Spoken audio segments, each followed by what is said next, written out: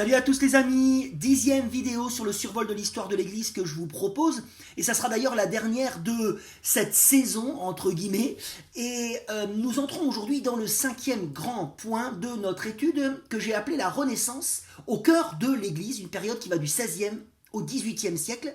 Alors vous savez, la Renaissance est un courant qui a touché à cette époque tous les domaines en Occident, en tout cas beaucoup de domaines, hein, un courant vraiment fameux, mais c'est un courant qui va toucher aussi l'Église, puisqu'une réforme majeure va être impulsée par un certain moine, Martin Luther. Alors pourquoi la réforme voulue, impulsée par Martin Luther a eu plus de succès que celle désirée par Jean Hus, Savonarole, Pierre Valdo? Parce qu'elle bénéficie d'un contexte occidental favorable justement à la réforme.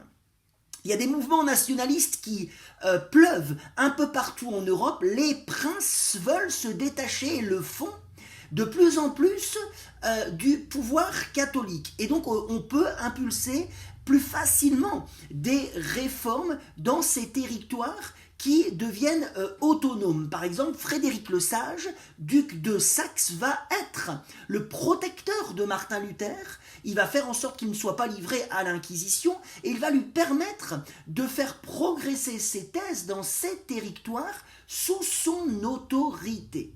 Alors à cette époque, la mauvaise image du clergé continue quelque part à être de plus en plus écornée, mais aussi particulièrement l'image de la papauté. Hein, on peut citer par exemple les orgies d'Alexandre VI Borgia, pape de 1492 à 1503, qui a d'ailleurs acheté son élection.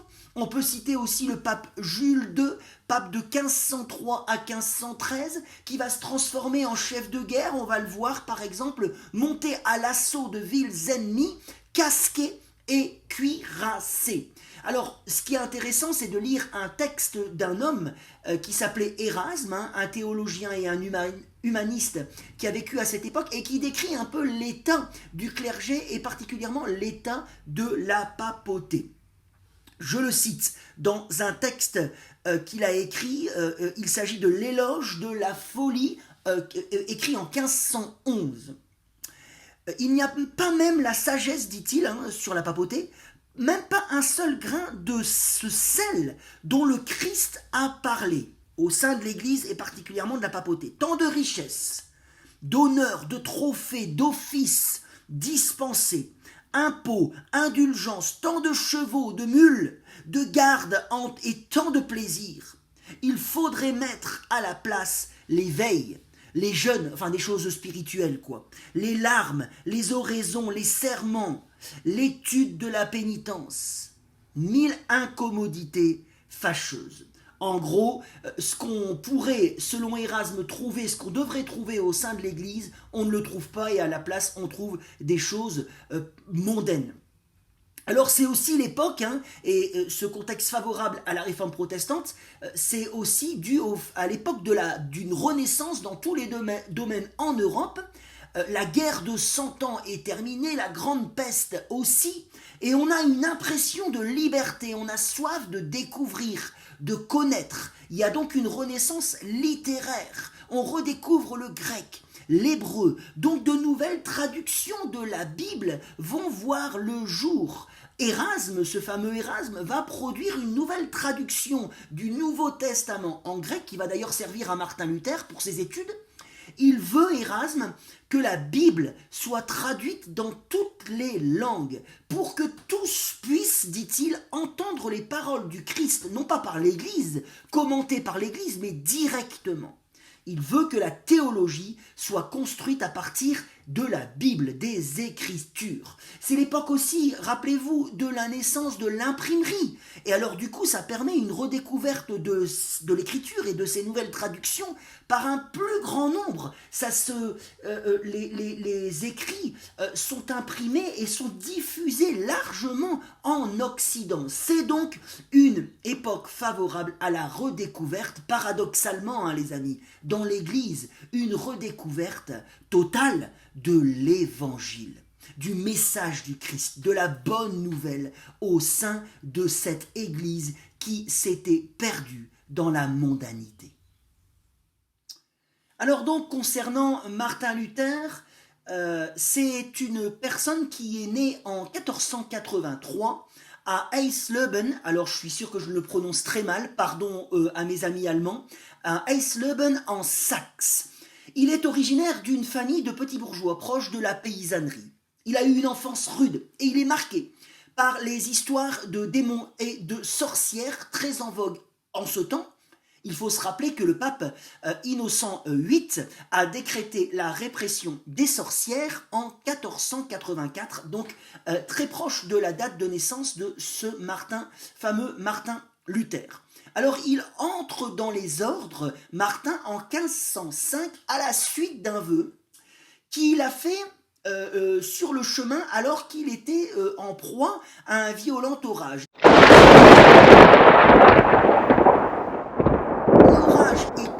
Un orage très fort éclate, menace de le tuer, et il prie, il dit « Sauve-moi, Sainte Anne », il est catholique à l'époque, très catholique, et je me ferai moine. L'orage cesse et il se fait moine, il deviendra prêtre en 1507, et en 1510, il va visiter Rome. Mais il ressort déjà dubitatif sur ce qu'il a vu là-bas. Plein de pratiques superstitieuses, abusives. Il est même choqué par l'immoralité du clergé italien. Bref, il revient de Rome et il devient professeur de théologie à Wittenberg à partir de 1513. Alors, côté spiritualité, personnalité, je vous l'ai dit, Luther est marqué par les histoires de démons, de sorcières, et c'est quelqu'un qui est, d'ailleurs, comme c'est la plupart de ses contemporains, quelqu'un de terrifié par le jugement de Dieu. À cette époque, le Père, Jésus, sont présentés comme étant des personnes versatiles, implacables, pouvant frapper de leur foudre le pécheur, ne se calmant que par l'intercession, dit l'Église, de Marie, qui est la bonne mère, beaucoup moins exigeante que le Père ou Jésus, l'intercession des saints, ou alors il faut calmer leur colère par diverses pénitences, pèlerinages, dons, etc.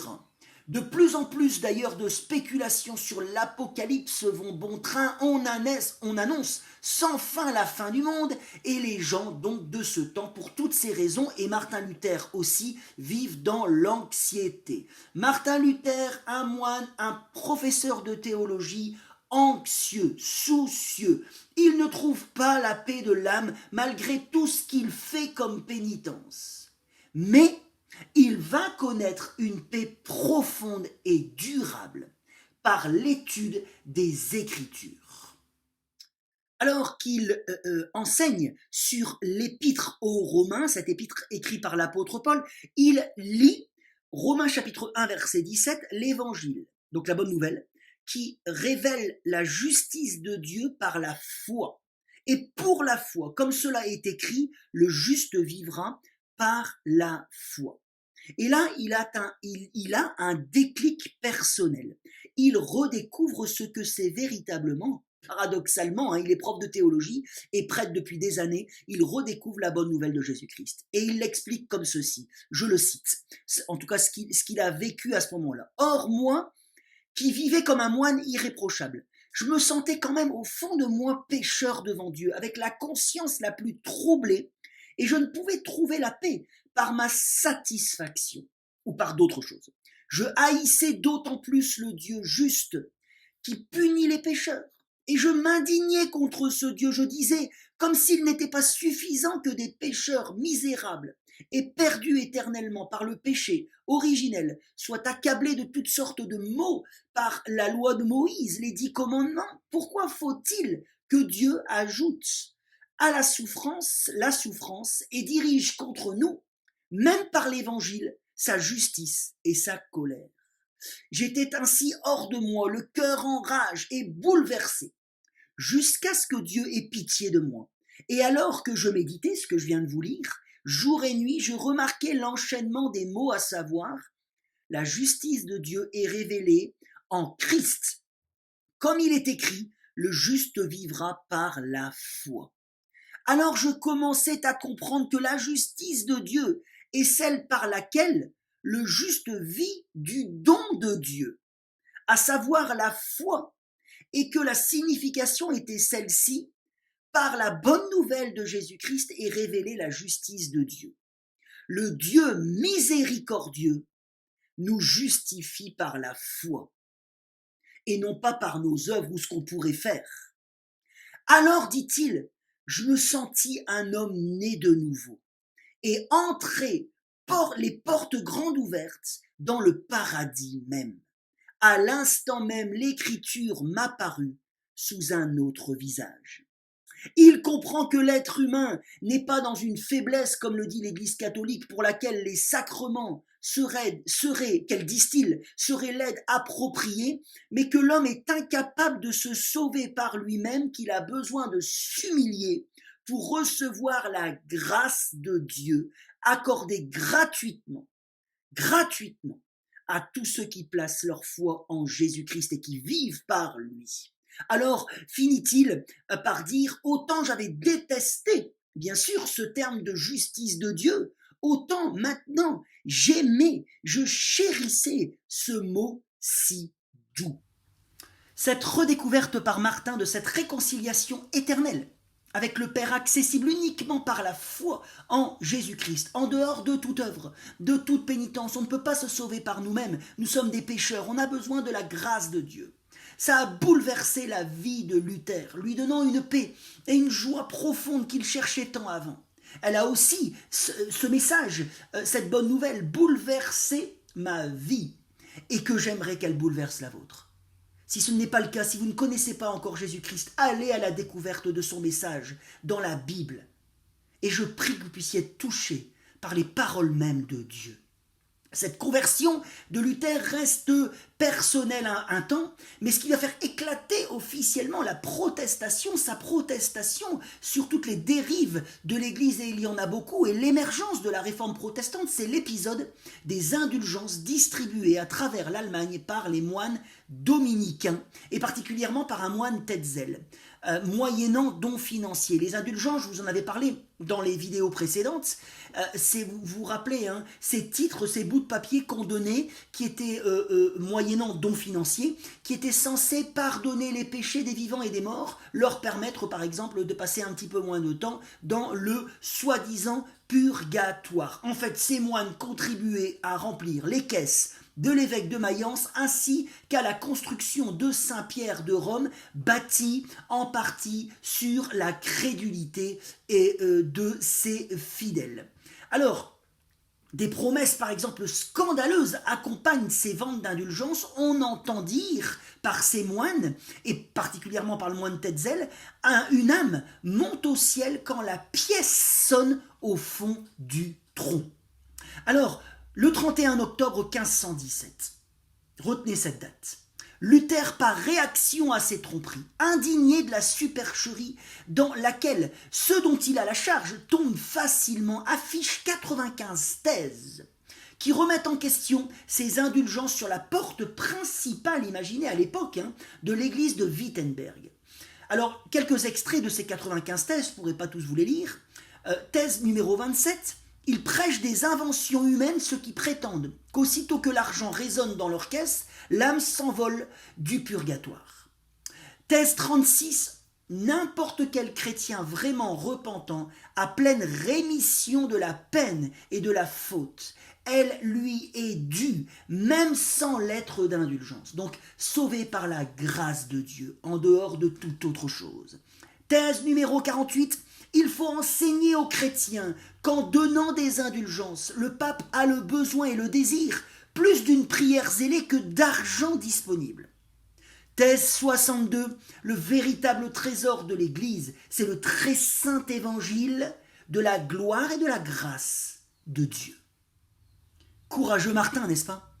Et ça ne va pas s'arrêter là, puisque le conflit entre lui et l'Église va s'accroître de plus en plus à mesure que Martin va plus loin dans sa recherche au travers des Écritures qu'il redécouvre et notamment au travers du Nouveau Testament grec, je vous en avais parlé, publié par Érasme en 1516. Il va par la suite remettre en question beaucoup plus que les simples indulgences. Il va remettre en question la supériorité de la condition religieuse sur la condition laïque. Pour lui, il n'y a pas de raison d'avoir des différences de classe au sein de l'Église. On est tous prêtres selon le Nouveau Testament, et il redécouvre ça dans ce Nouveau Testament. On est tous membres du corps de l'Église, chacun égaux, travaillant pour sa part, tous appelés à servir celui qui est le véritable chef de son Église, Jésus-Christ la tête.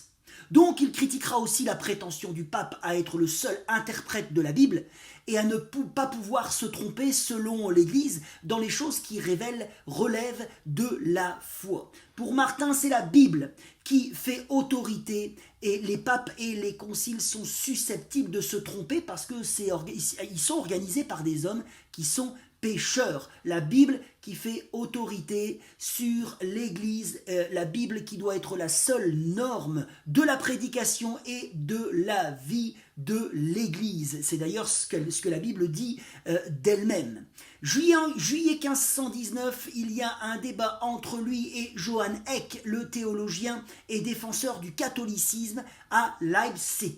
Luther va mettre en avant les erreurs du concile, notamment les erreurs des conciles, et notamment, rappelez-vous, celui de Constance, qui a condamné Jean Hus injustement selon lui, et selon moi aussi. Il va prôner, à cette convocation, ce débat en public, il va prôner que le chef de l'Église, c'est le Christ, et non le pape, fidèlement à ce que la Bible dit. Il veut remettre aussi au goût du jour certaines propositions de Jean Hus. En 1520, Luther va rédiger des écrits connus sous le nom des grands écrits réformateurs. Il va notamment insister à nouveau sur la justification par la foi seule. Ce qui distingue, dit-il, celui qui est justifié, pardonné, réconcilié avec Dieu, de celui qui reste dans l'état de pécheur sous la condamnation de Dieu, c'est la foi. La grâce de Dieu donnée une fois pour toutes à celui qui se repent et qui croit en vertu non pas de ce qu'il pourrait faire, mais de l'œuvre du Christ. La grâce de Dieu seule qui sauve, indépendamment des mérites humains. Il mettra en avant, ainsi que les autres réformateurs, le rôle unique de Jésus dans le salut, en opposition au culte de la Vierge et des saints, très en vogue à cette époque-là. Je vous cite d'ailleurs un des passages du Nouveau Testament qui met ce rôle unique de Jésus-Christ en avant, 1 Timothée chapitre 2 verset 5, un écrit qui a été rédigé par l'apôtre Paul, « Car il y a un seul Dieu et aussi un seul médiateur entre Dieu et les hommes, Jésus-Christ, homme. » Juin 1520, une bulle pontificale condamne les propositions de Luther et lui donne 2 mois pour se soumettre. Martin Luther va brûler cette bulle. Janvier 1521, il est excommunié, convoqué à la diète de Worms, devant l'empereur Charles Quint. Vous savez, il y a des grands empereurs, rois souverains à cette époque catholique, Charles Quint, mais aussi François Ier. Et Luther va maintenir devant l'empereur ses positions, et on dressera d'ailleurs devant lui, imaginez la scène, une sélection de ses ouvrages lui demandant si ces livres étaient les siens. Il répondra que oui. On lui demandera alors s'il désire se rétracter. Et là, il hésite parce c'est un homme, il est conscient des risques que pouvait entraîner ce genre de rébellion, l'Inquisition, le bûcher et compagnie. Alors il va prendre le temps de réfléchir, mais il reviendra 24 heures plus tard en disant « À moins qu'on me convainque par des attestations de la Bible, ou par d'évidentes raisons, car je n'ajoute foi ni au pape, ni au concile seul, puisqu'il est clair qu'ils se sont souvent trompés et se sont contredits eux-mêmes. Je suis lié par les textes bibliques que j'ai cités, ma conscience est captive des paroles de Dieu. Je ne veux me rétracter en rien, car il est ni sûr ni honnête, amen, d'agir contre sa propre conscience. Je ne puis autrement, me voici, que Dieu me vienne en aide. Il sera mis au banc de l'Empire et doit se cacher et dans sa retraite, il traduira la Bible en allemand, imaginez. Alors pourquoi il ne sera pas livré à l'Inquisition ? Je vous en avais parlé au début de cette étude.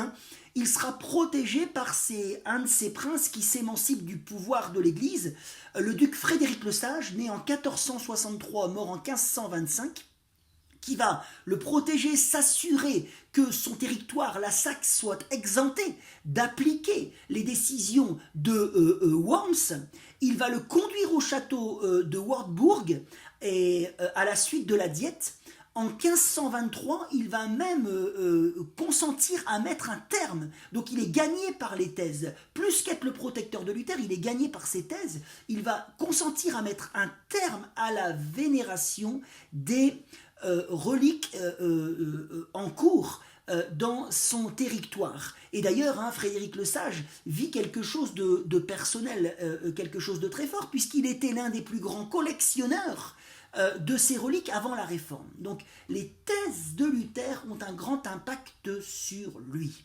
On dit d'ailleurs qu'il aurait fait un rêve la nuit précédente de l'affichage des 95 thèses qui lui présentaient Luther comme un homme envoyé de Dieu, ce qui pourrait très bien expliquer qu'il ait pris autant de risques à le défendre. Alors pour conclure, je vais vous citer 3 principes qui vont découler de cette réforme, des principes qui sont encore en vigueur dans l'Église protestante aujourd'hui, ou en tout cas quelque part qui sont chers à beaucoup de protestants et de protestants évangéliques.